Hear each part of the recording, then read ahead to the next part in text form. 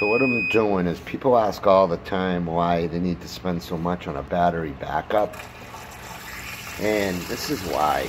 This is one of the competition's top of the line sump. Now I have a hose running in it, so I'm simulating a power outage because both plugs are unplugged. I re-put one of my ion pumps in here, a stainless steel pump, which has no move and float switches. So you'll see the water's going to come up, and that digital sensor on the bottom there measures the water pressure. So, but I'm unplugging, I'm going to simulate a power outage. So you can see you have one pump here, that's our new pump. That's a jump cast iron pump, and battery backup. A white Zola battery backup. And it's powered off of this little box and this little battery here. Look at the terminals. So what I'm gonna do is let's see what happens when the power goes out. I'm gonna unplug so there's no juice going to this. So let's see what happens in this airtight sump basin with all the holes. And let's see what happens here. Now all we have feeding into here is trench drain, which was here. So this isn't simulating, 4 inches of drain in a heavy rain, storm.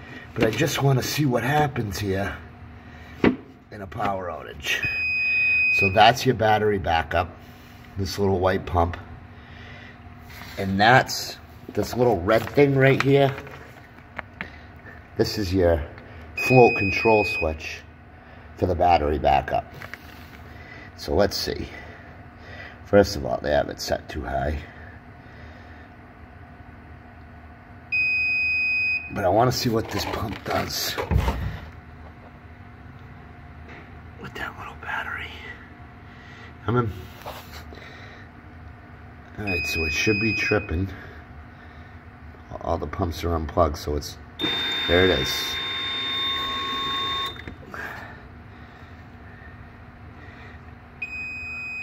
So it's a short little burst.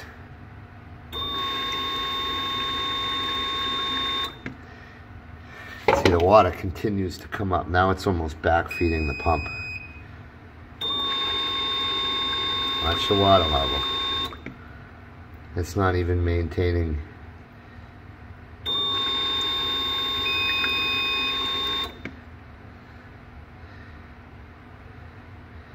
So this whole pump kicks on. I don't know how long it's going to be before that battery's dead, but your basement will be flooded long before it.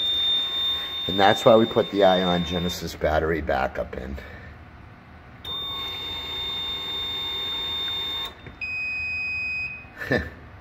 Comical.